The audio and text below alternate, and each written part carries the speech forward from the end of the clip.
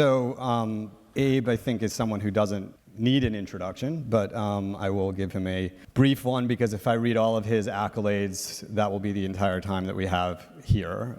But he is a world-renowned leader in the fight against not just anti-Semitism, but bigotry and discrimination of all kinds. He speaks out on issues of anti-Semitism, the war on terror, issues of church and state, religious intolerance, and the Holocaust. He was, for 50 years, with the Anti-Defamation League. He retired from there in 2015, having served a total of 50 years with the organization, and from 1987 as its director. People know the ADL for a lot of its public advocacy, but really more than half of its mission is actually education and going into schools and trying to teach people how to combat bigotry of all kinds. He's the author of 4 books, and he was a member of the President's United States Holocaust Memorial Council appointed by President Reagan. And he has consulted with world leaders in Europe, Russia, Israel, Egypt, Saudi Arabia, Jordan, China, Japan, South Africa, Argentina. He's met with 3 popes and every president from Ronald Reagan to Barack Obama.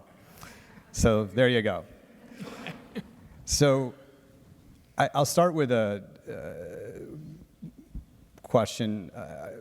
Abe, so you've devoted your life to combating hate. We've definitely seen a resurgence of it. Is it something you think we can ever eradicate? No. No, I wish we started this morning on a different subject with a different theme. But no. I think there was a moment in time when some of us believed that we could eradicate it. And I think the moment was a naive moment. It was in the aftermath of World War II, after Nazism was defeated. The effort for the United Nations, the world coming together. This notion of never again came up almost as an imperative. So there was this period of time where we thought that after the world saw the handiworks of hatred, of bigotry, of prejudice, of anti-Semitism, when Auschwitz was laid bare for everybody to see, that we would come together to find an antidote, a vaccine. We didn't. We lived with that, I think, hope for a long time. But I think if you're talking to people like me who spent a lifetime fighting it, we came to the realization a while back, it's not going to happen. It's a virus, it's a disease. We're not going to come up with an antidote, so we're going to have to find ways to live with it. So the sad answer is no. It's part of the human condition. We need to fight it, we need to challenge it, we need to educate against it, but we will not eliminate it. I mean, our grandchildren, we can't promise our grandchildren that there'll come a time, like with all the, we've conquered space, we've transplanted the heart, all these wonderful things. The reality is that this is not an obtainable goal, not in my lifetime, and sadly. Why do you think, though, that we have seen such a resurgence of bigotry of all kinds in the last 5 years or so, or the last period of time? It just feels that there's more hatred of all kinds out there, bigotry of all kinds out there. There is, first of all, we need an understanding. Or maybe that's not right. I don't know. Well, there is. That it's always been there. That means when we're commemorating the Pittsburgh atrocity this week actually, and a lot of people were surprised. I don't think we should have been surprised. We should have been shocked because it is a loss of life. People being killed because they're Jews, that should be shocking at all times, but we shouldn't have been surprised. Because, again, I go back from the ADL, we've polled, we've taken the pulse, we've done inventories. I wrote 4 books, the ADL wrote 25 books in the last 50 years about anti-Semitism in the United States. We've always known that it's here, but luckily, or maybe not luckily, but because we cared enough, it was contained, it was latent, it was always there, it was beneath the surface. Throughout the years, I think society, with the help of Jewish institutions, whose job it was primarily to protect the Jewish community, we built a firewall. We built a containment wall to make anti-Semitism unacceptable, knowing we cannot eliminate it, to keep it underneath, to make sure that there's a price for it. Well, that's changed in the last 5 years. It's changed because of a lot of things, including the advent of the internet, where hate now can be communicated in nanoseconds across the continent. It does so anonymously. It does so under cover of truth, veracity, whatever. So number one, the internet, which has already destroyed privacy, is in the process of destroying civility. Civility is a major, major element in the firewall against anti-Semitism and prejudice, etc. Then we have a change in the political climate. We built taboos. We built, there were things that you don't do, you don't say, whether it's legislated or not. There was this civil consensus in our country that certain things you don't do or you don't say. That's broken down in the last 5 years. The taboos have been broken, torn down. Part of it is what you want to call Trumpism. It's, and I would finish by saying to you, to understand it is the Charlottesville 200 were always there. Donald Trump did not create the 200 neo-Nazis marching in brown shirts, parading, "We'll replace the Jews." They were always there. What the Trump era or Trumpism did was enable them, embolden them, give them a legitimacy and a chutzpah to go forward. They knew, they were bigots, but they knew it's not smart for them to stand up. All of a sudden they woke up and they thought it's okay. Well, this feeling of emboldenment that you can be a bigot, you can stand up and get away with it, is sweeping not only the United States but the world. And it's not only about Jews, it's about all minorities. It's about all the prejudices. So that's what we're experiencing now. I don't, want this conversation to be about Trump, but just one question of curiosity. You wrote a book a few years ago on Jews and money and the sort of, long-term stereotypes about that. And when you turn over the book, Donald Trump was one of the people who blurbed it. I mean, He also called me a great leader, So is he just, why is it that he just will not denounce? I mean, is he, most people think he's not actually personally anti-Semitic, but he just will not denounce. No, I don't think he's anything. So he's nothing. That's part of the problem. He has no real ideology. He has no real philosophy. It's all about him. So you have to see everything through the eyes of what he sees serves him. And his expressions fuel what he understands to be his interest for his base, et cetera, et cetera. And so he'll use bigotry. You don't have to be a bigot to use bigotry. And so even yesterday's comment using lynching. Now, he's not a fool. Whatever you want to say, he's not a fool. He knows exactly. If anything, he's a great master of the message. He knows what that word is. He knows the history. But he also knows where it plays. And what he's interested in is playing to the 30, 40% of his base. And so, unfortunately, everything comes through that. I don't want to talk about Trump. I don't think he really understood what he gave Erdogan. I don't think he, so it's not that he's anti-Turks or pro-Kurds, it doesn't really matter. He probably said nice things to him, and he got carried away, and this is what you want. So it's very sad, because lies are were lost are being lost. So but that's what it is. Don't try to over philosophize him. He's much simpler than that, and that's scary. We had a conversation yesterday with Irshad Manji, who comes from the other side of the political spectrum, who's a liberal, but who's been very concerned about the suppression of free speech. And there's definitely a rise of anti-Semitism on the left as well.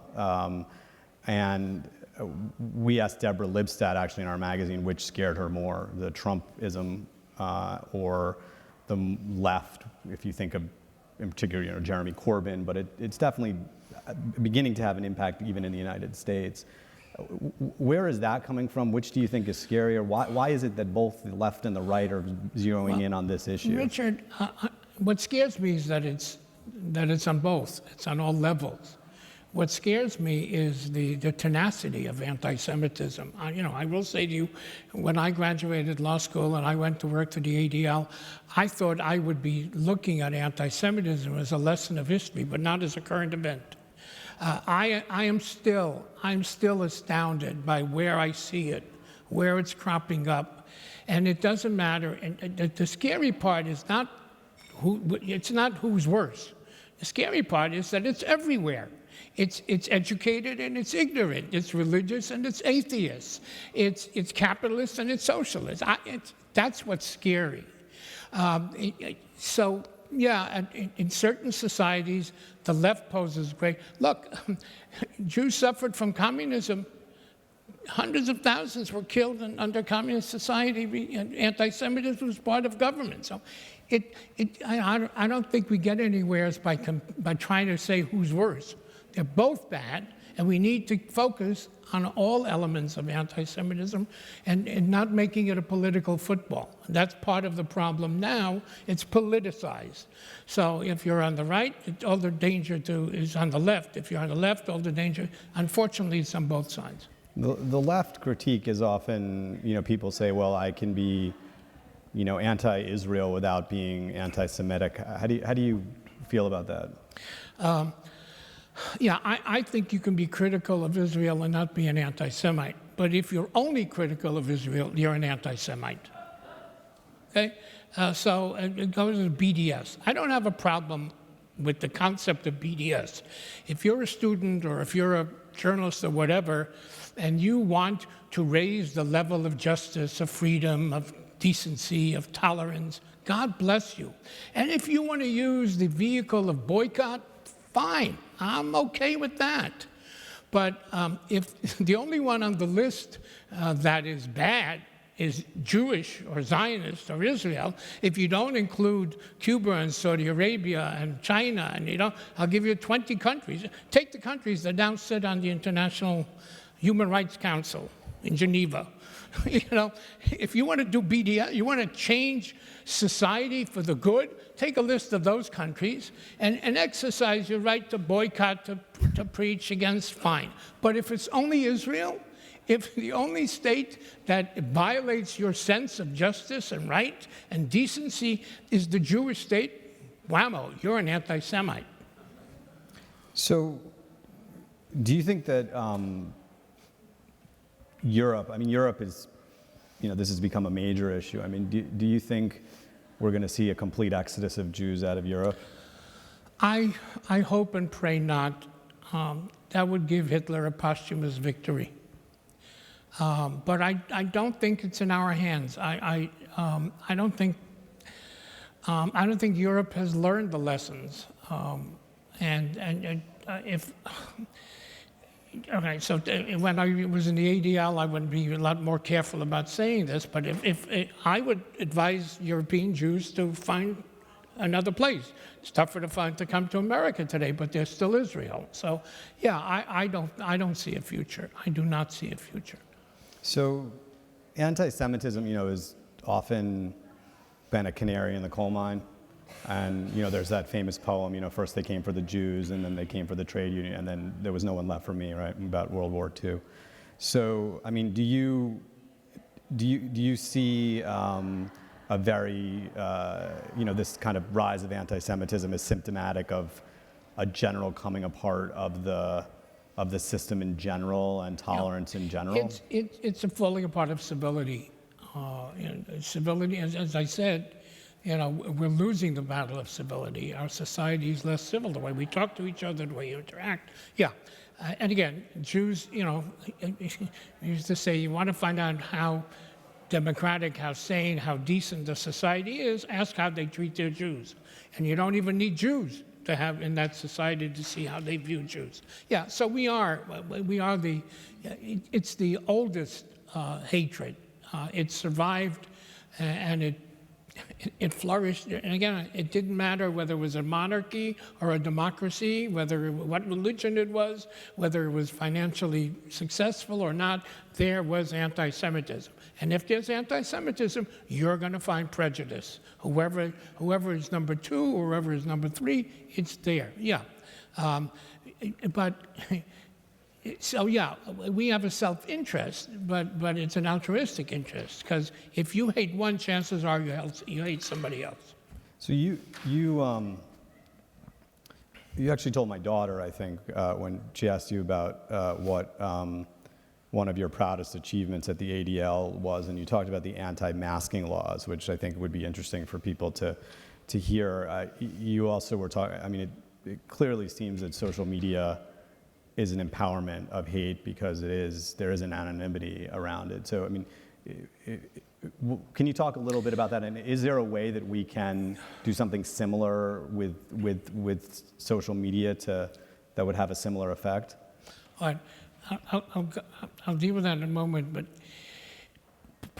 the other part of the problem of why we see anti-Semitism so much is ironically because the media is covering it. So I was in the ADL 50 years. We wrote books, we issued reports, annual reports, inventory. Nobody cared. Nobody cared. Now I'm going through my papers, and I see in 1975, in 1990, in 2000, we were talking about the high level of anti-Semitism. Even in the United States, it was 30% of the American public in the last 40 years, 50 years, still believes that Jews killed Christ, okay? And this is after Vatican II. The Catholic Church forgave us, and we dialogued, and we did all kinds of things, okay? Jews go to church, Christians go to synagogue, wonderful. To this day, the polling in this country indicates 30% still believe Jews killed Christ. 30%, a lot of millions of people. On the issue of money, that's part of our culture.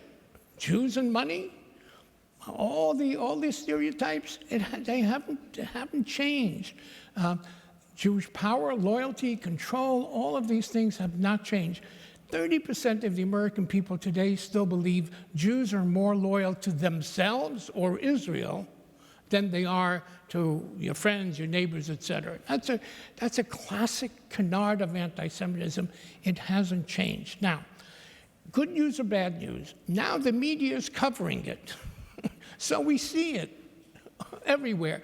There were swastikas in Emory 30 years ago. Nobody knew about it. Today, a swastika appears in Emory on Hillel, and it's global news. You know what? I don't know if it's good. I don't know if it's bad. I'm not sure. But there is one problem with news, and that's a question of truth. When I talked about the firewall of fighting anti-Semitism, media was one of these tools that we used to fight anti-Semitism. How? First of all, you expose it. You shame with it. You educate. You use the media to say this is a lie and this is the truth. Today, there is no truth. Richard, there is no truth. Media no longer plays the role that it used to play where you can explain. So what? The Washington Post has now reported 16,000 lies that the president engaged in. So what? So what? There used to be a time when if you lied, there was something serious. Today, it's not. That's part of the arsenal of fighting anti-Semitism we lost. Now to get specifically to your question. Yeah, your daughter asked me a while back, of all the years, of all the things that I was able to be part of in the ADL, what am I the most proud of, or what's the most significant? And I said, it's enacting the anti-mask law. Many, many years ago, somebody came up with the concept that we need to make wearing masks illegal. Why? Because what we were witnessing with the Ku Klux Klan was quote-unquote decent, respected individuals who were, during the day, shopkeepers, lawyers, judges, doctors, etc., when they put on that hood, acted out the worst elements of human behavior. And the supposition was that if you remove the hood, the mask, it will impact on the Ku Klux Klan. And that's exactly what happened.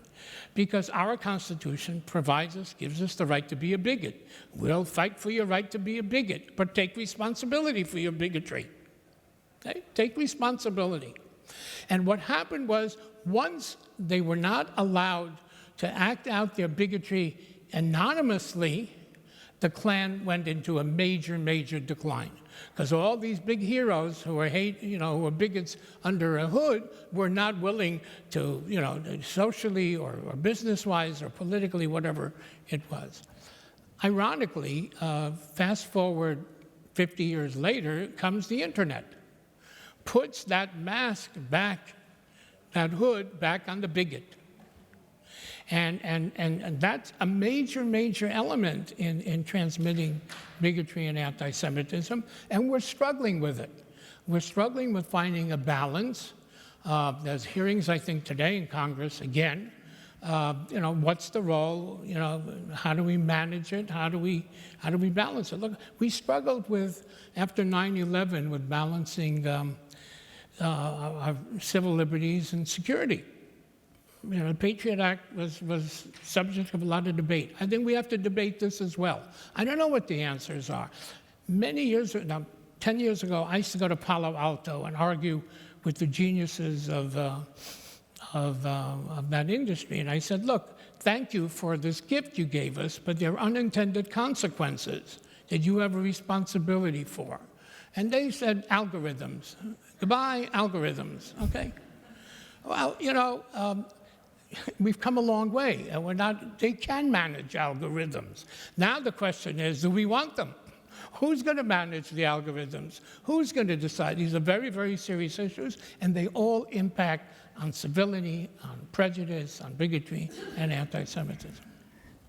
Abe, you and I share an interest in rescuers during World War II, people who risked their lives to save Jews and other people who were being persecuted during the Holocaust. I'm wondering if you could, maybe we could switch gears for a moment. You are yourself a Holocaust survivor, but if you could just tell your story of, how you survived and.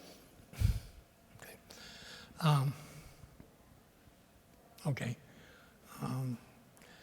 So it gets a little emotional because I'll tell you the story, and there's still no closure to it. And it's very difficult to talk personally on an issue when, for many, many, many years, I talked about my experiences in third person. And that was easy.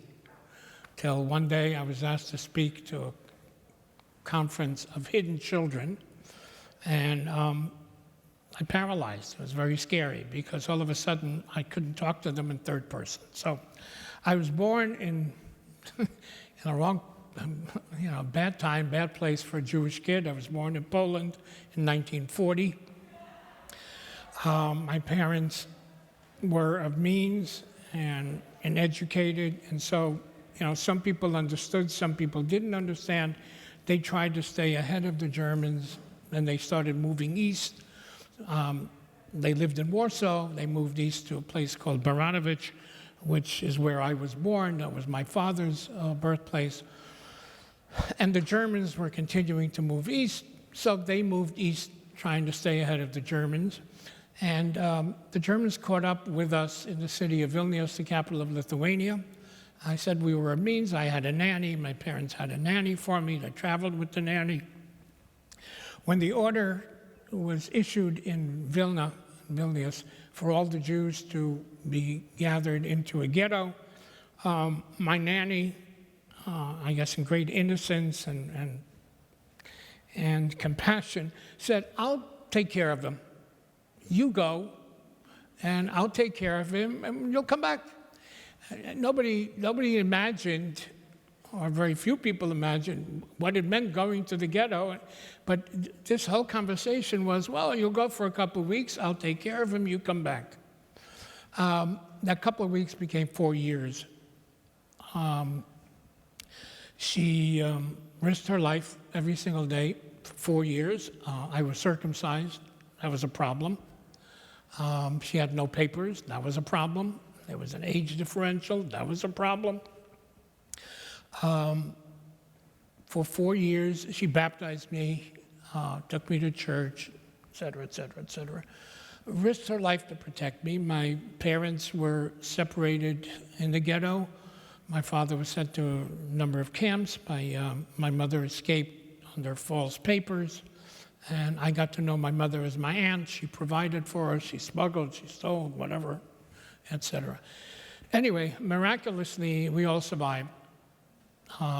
Separately, my father came back looking for me, found my mother, and then he found out we lost all the members of our family on both sides.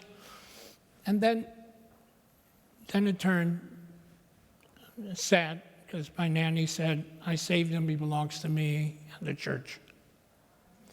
And there was a whole series of very unpleasant things. She had my father arrested as a collaborator. Anyway, there was a trial. The trial gave custody to my parents.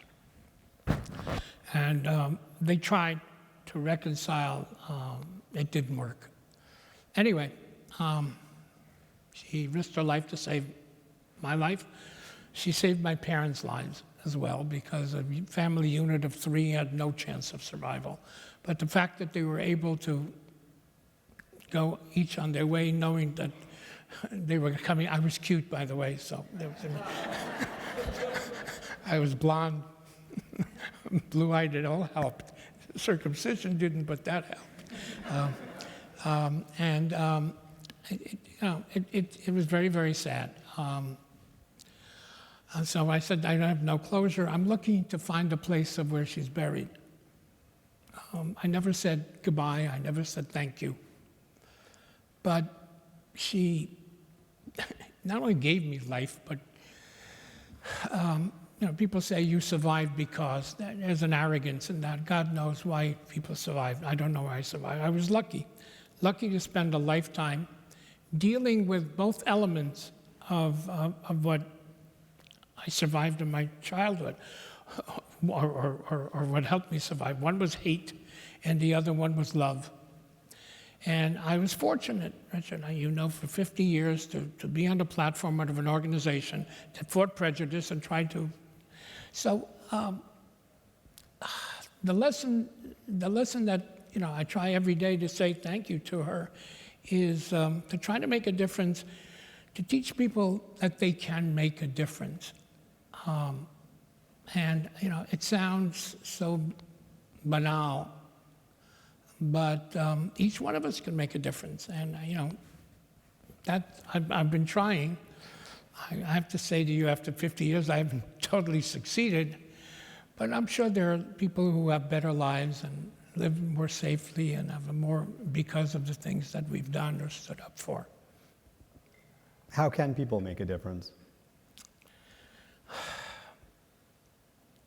To stand up against prejudice.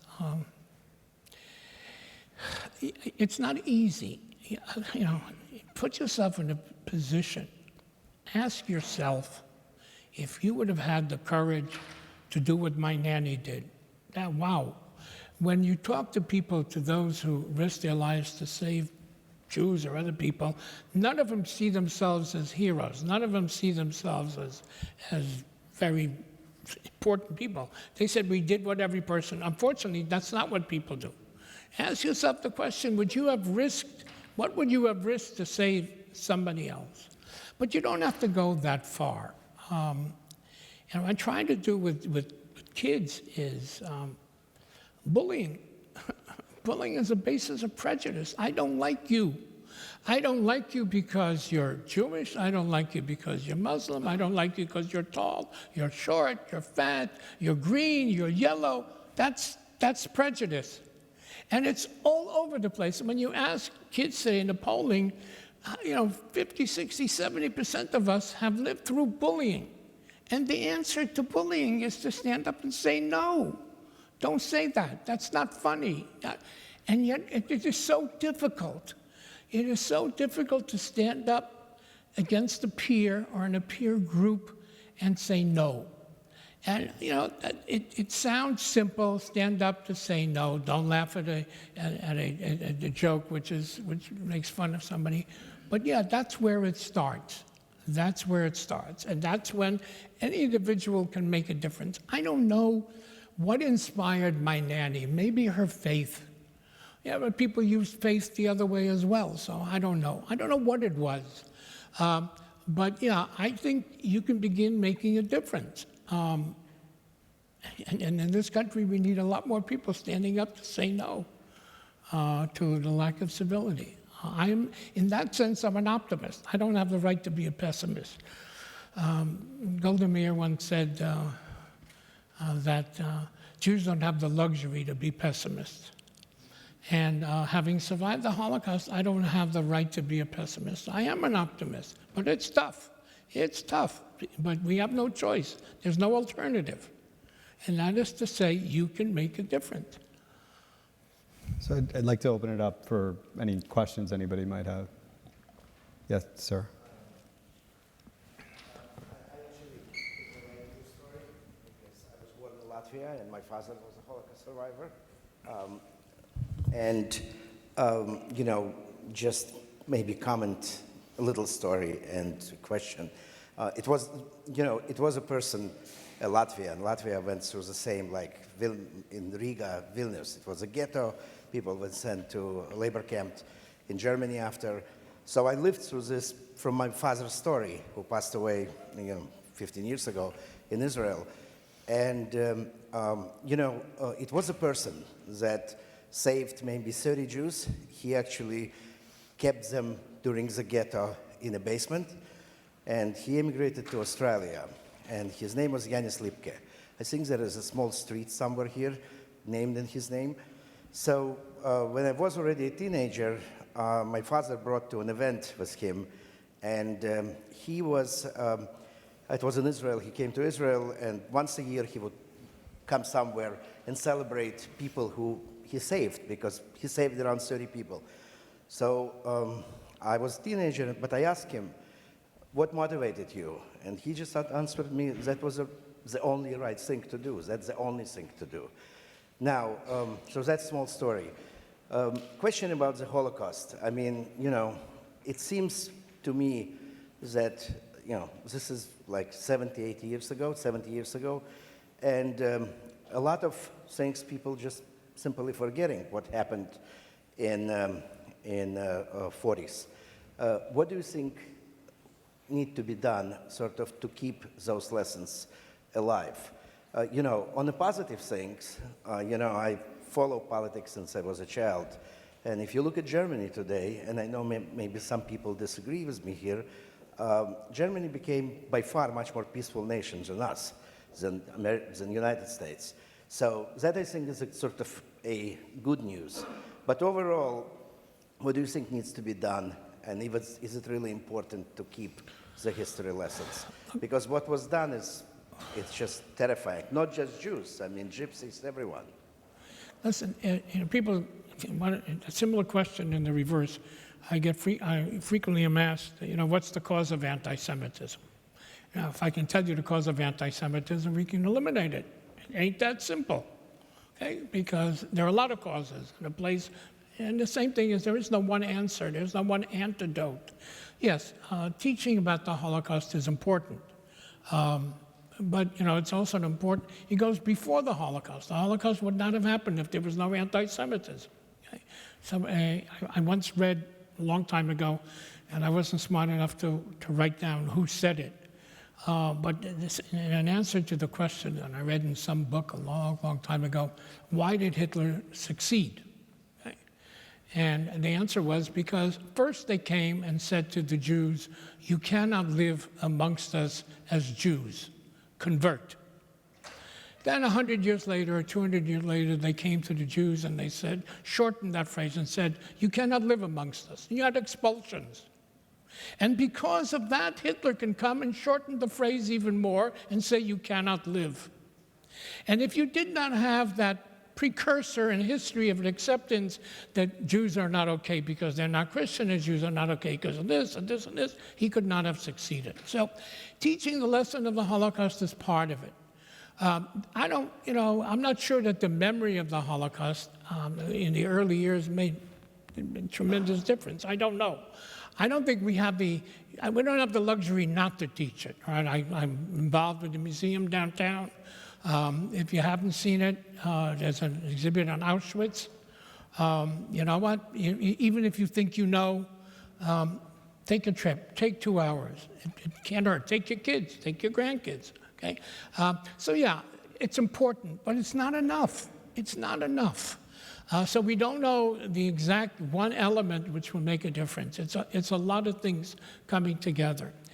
Something we lose sight of. The 6 million were not all killed in Auschwitz.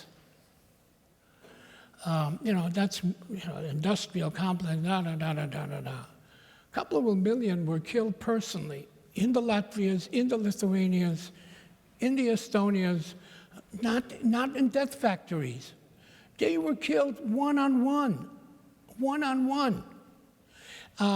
We're talking about 2 million people, 3 million people being, okay? And these are, and you are now, there are children and grandchildren of the people who did this, okay? So it's a lot more difficult than teaching about the Holocaust. There is a priest, a French priest, Father Dubois, who's written a couple of books, who travels through Eastern Europe and offers absolution. If the people confess, or all he wants to know is where Jews were buried, to bring them to proper burial. But we're talking about individual, and how do you deal with that? So you have a government, the government sets policy. How do you deal with individuals who that it was okay? It was okay. They worried about a dog, but it was okay to kill Jews. So it's a lot deeper than just teaching about the Holocaust. Yes. I realize it's not new, but I'm wondering what you think of for want of a better word, cultural genocide, the sort of thing that's going on with the Uyghurs now in China, and it's not completely new, but it's being done at a level that's, with modern technology. I'm wondering what you think of that, or how that ties in. Well, genocide operates on a lot of levels, so you destroy a culture, you destroy people's ability to act out, speak out, be sovereign, be independent. Yeah, it's just another element of genocide. One usually comes with the other. They don't operate alone. Sometimes it starts with a cultural, first you destroy the culture, then you destroy the will of the people to stand as a people, etc. Yeah, it's part and parcel. Eventually it impacts on lives.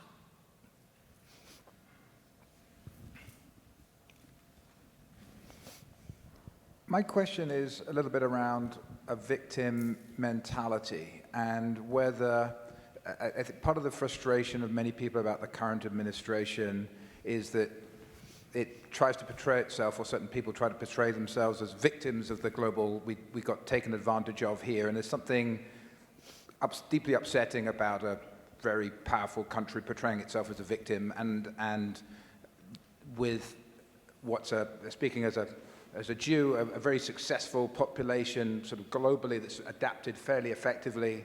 Holocaust is not to be undermined at all, but whether portraying Jews as victims so often, so much is provoking some of this resentment that you see in Europe against the US administration, and you see potentially and manifested in BDS against Israel, because there's this resentment that a potentially very powerful entity is portraying itself as a victim and manipulating the history to portray itself as something other than what it is.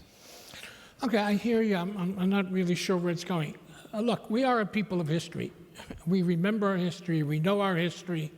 Unfortunately, our history has been, what do they say? They tried to kill us. We survived. Now let's eat. Okay, that's our history of festivals, etc. But we're people of history, and our history is unfortunately one of victims. Okay, but we're also part of a people who had the first empire, and our second empire, and now the third empire, the rebirth of Jerusalem and Israel. That's not victims. Israel is not a manifestation of victimhood. Israel is a manifestation of the Jewish people, as sovereign as a people can be, as proud and as active and as to protect it. So it's both.